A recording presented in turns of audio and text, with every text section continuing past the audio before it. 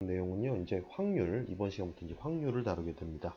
자, 확률을 우리가 이제 기본적으로, 그죠? 확률이라고 알고 있는 거는 전체 경우의 수분의 사건이 발생하는 경우의 수로 계산하는 게 확률이었잖아. 그지?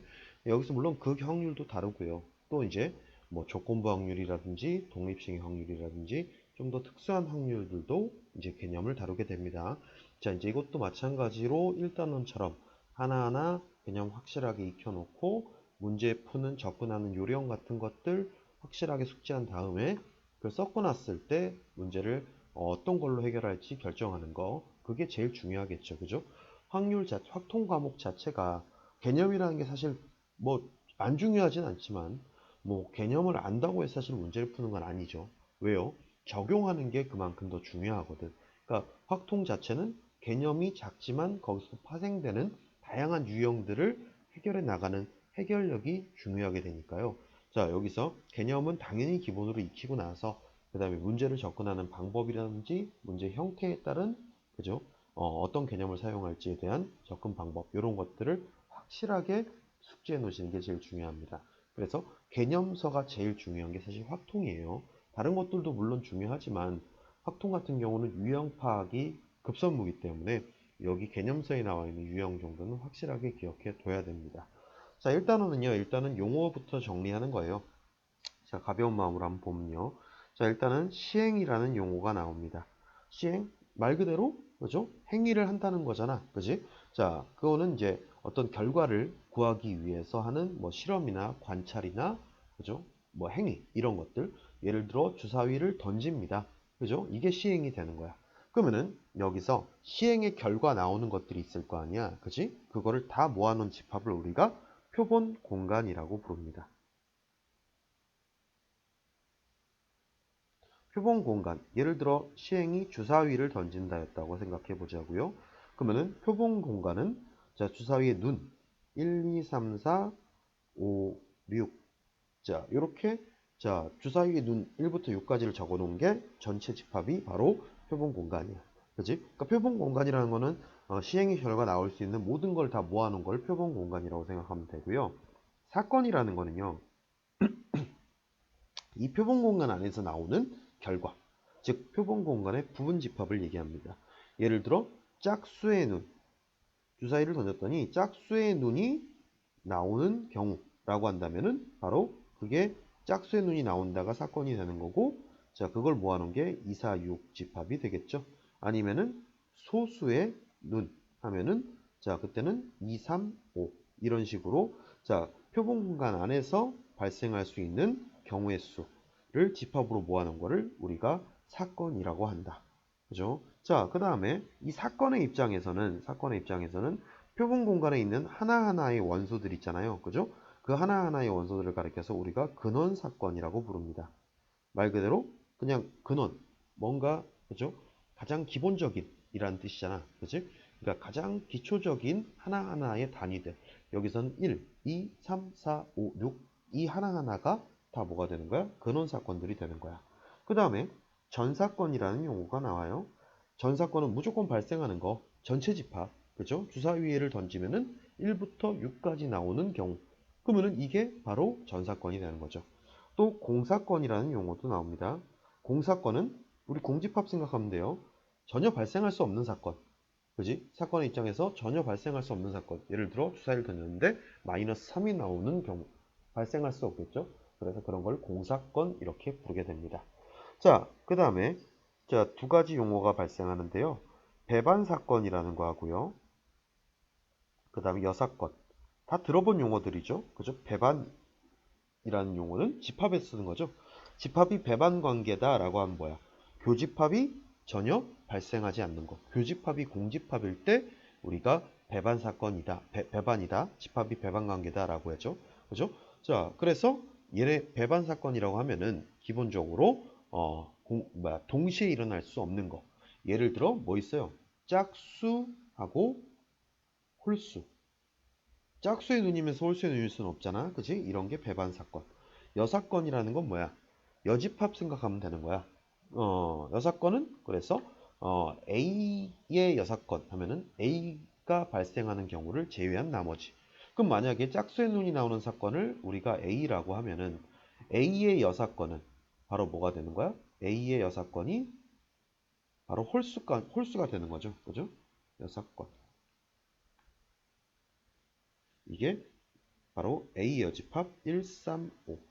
그러니까 여사건은 주로 언제 쓰게 돼요? 그죠? 적어도 라는 표현이 나오면은 주로 10중 8구 여사건을 쓰게 되는 거고요. 자, 그리고 나면은 여기서 배반 사건은 자, 이게 만약에 홀수의 눈이 나오는 거를 B라고 했을 때 1, 3, 5. 그러면은 이때 A하고 B의 교집합이 공집합이 되는 관계가 되죠. 그죠? 그랬을 때 우리가 서로 배반이다 라고 표현을 하는 거죠. 집합하고, 그러니까 여기서 지금 아까 전에 표본 공간이라는 게 나올 수 있는 경우의 수를 집합에다 모아놓은 걸 우리가 표본 공간이라고 했잖아. 그지? 사건은 또 그 표본 공간 안에서 나올 수 있는 하나하나의 결과들. 그래서 자, 그 결과를 모아놓은 게 사건이니까 바로 표본 공간의 부분 집합입니다라는 관계가 성립하기 때문에 이 사건이라는 개념 자체는 집합의 개념에서 나오게 됩니다. 그래서 집합에서의 용어인 배반과 여가 나오게 되는 거죠. 되죠? 그죠? 자, 그러면은 요것들은 뭐 배반 사건, 여사건 이거는 자주 등장하기 때문에 이제 계속 보게 될 거고요. 그 다음에 표본 공간이나 이런 것들은 여러분한테 뭐 이렇게 묻는 게 아니라 문제에서 이제 표본 공간이 뭐일 때라고 이제 나오게 된단 말이야. 그러다 보니까 그 용어에 익숙해지기 쉽게 하기 위해 설명을 해드린 것 뿐입니다. 자, 한 시행에서 반드시 일어나는 사건, 전사건, 전체 집합이라고 생각하면 되고 이거는 표본 공간과 같다. 공사건은 절대 발생하지 않는 거 공집합에서는 집합으로 표현하면 공집합과 같다. 그지? 예를 들어 1부터 6까지 적혀 있는 주사위 넣을 때 자연수가 나오는 사건, 전사건, 음수가 나오는 거는 절대 발생할 수 없으니까 공사건 이렇게 표현한다는 거죠. 그죠? 그냥 용어 가볍게 보면 되고요. 자, 자, A 또는 B가 발생합니다. A 또는 B. 그럼 그때는 뭐야? 자, A가 발생하는 거하고 B가 발생하는 거를 합친 거죠. 그러다 보니까 집합하고 계산 방법이 똑같겠지, 그지? 자, 합집합으로 계산하게 되고요. 또는이 나오면은 합집합. 근데 여기서 뭘 해야 돼? 그치? 만약 개수를 세는 상황이 되면은 NA 합집합 B는 NA 그 다음에 더하기 MB 그 다음에 빼기 그렇죠. N 교집합 A 교집합 B가 들어가게 되겠지. 그지? 그래서 만약에 경우의 수를 세는 문제가 나온다면은 지금처럼 교집합 부분을 빼줘야 되는데요. 자, 그 다음에 A와 B가 동시에 일어나는 사건. 이거를 A 교집합 B 곱사건. 자, 합사건, 곱사건 앞에서 봤었죠. 아, 저기서 수하에서 봤었죠. 자, 또는이 나오면은 두 개를 더하게 되고요. 그 다음에 and가 나오면 두 개의 경우의 수를 곱하게 된다. 자, 동시에 일어나지 않을 때가 바로 배반사건, 교집합이 공집합. 자, 이때는 어떻게 돼? 자, NA 합집합 B가 자, 교집합이 공집합이니까 그냥 그죠? NA 플러스 MB로 계산할 수 있다라는 거지. 그 다음에 여사건 A가 일어나지 않는다. A가 발생하지 않는다. A가 발생하는 경우를 뺀 나머지 여사건, 여집합 같은 개념이 됩니다. 되죠? 그죠? 자, 그러면은 봅시다. 자, 주사위를 얹을 때 표본 공간이 S. 자, 그러면 S는 1, 2, 3, 4, 5, 6이 될 것이고, 자, A는요, 홀수의 눈이 나오는 거니까 1, 3, 5. 소수이 나오는 거니까 B는 2, 3, 5. 이렇게 되겠죠? 자, A와 B의 합사건은 어떻게 돼? 여기 너무 좁으니까. 자, 여기다가 써볼까요? 자, 1번은 A 합집합 B가 바로 합사건이라고 했죠? 그죠? 그래서 1, 2, 3, 5가 될 것이고. 자, 곱사건이라는 건 교집합이라고 했죠? A 교집합 B. 그래서 3, 5가 될 수 있겠네요. 자, 그 다음에 자, 여사건을 C라고 할 때 C는 그러면은 A의 여사건이니까 A가 발생하지 않는 거 홀수 1, 3, 5가 되겠죠? 그죠? 짝수네요. 그죠? A가 홀수였네. 그러면은 C는 짝수가 될 것이고 2, 4, 6. 그러면은 C와 B의 곱사건의 원소의 개수. 그럼 교집합의 원소의 개수를 얘기하는 거잖아. 그치? 그러면은 C하고 B의 교집합은 바로 뭐가 돼요? 짝수이면 소수인 건 2밖에 없죠. 그래서 원소의 개수는 1개입니다. 이렇게 표현하게 되겠지. 그죠? 간단하죠? 여기서 용어 정리만 하는 거야. 자, 짝수의 누이 나오는 사건을 A라고 했죠? 2, 4, 6 집합 표현해 주시고요. 소수의 누이 나오는 게 2, 3, 5. 그 다음에 6의 약수가 나오는 게 C, 1, 2, 3, 6이 될 것이고 완전 제곱수, 완전 제곱수가 나오는 걸 D. 완전 제곱수 뭐 있어요? 1, 4. 요거밖에 없죠. 주사위 안에서는. 그죠? 자, 그랬을 때 자, 서로 배반인 걸 찾아보래요. 배반 사건인 거, 교집합이 공집합인 거. 그럼 여기서 보니까 B하고 D, 그죠? B하고 D가 여기서 지금 교집합이 없죠, 그죠? 그 다음 A하고 B는 2가 있고요. A와 C도 2가 있고요. 6도 있네요. 그 다음에 C하고 D도 1이 있기 때문에 얘네들은 안 되지, 그지?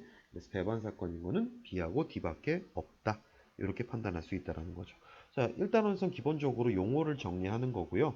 그 다음에 이제 본격적으로 자, 확률이 어떤 종류가 있는지를 다음 시간에 보도록 하겠습니다. 자, 유제 한번 정리하시면서 용어 정리, 그 다음에 사건을 우리가 집합으로 표현을 한다. 그렇지? 자, 전체 집합을 나타내는 게 뭐라고? 사건이 나올 수 있는 모든 걸 다 포함하는 게 바로 표본 공간이라는 개념이고 그 안에 있는 원소들을 사건에서 뭐라고 부른다? 근원 사건이라고 부른다. 그 다음 배반 사건이란 용어 나오죠? 배반 사건은 집합의 배반 관계처럼 자, 뭐다? 두 집합이 배반이다 라고 하면은 자, 교집합이 공집합 즉 A 사건과 B 사건의 교집합이 없는 경우가 배반인 경우가 되고 여사건은요 A가 발생하지 않는 경우 즉 A의 여집합으로 판단한다. 이 용어들 중요하진 않지만 문제를 풀다 보면 용어들이 등장하기 때문에 꼭 기억은 하고 계셔야 됩니다.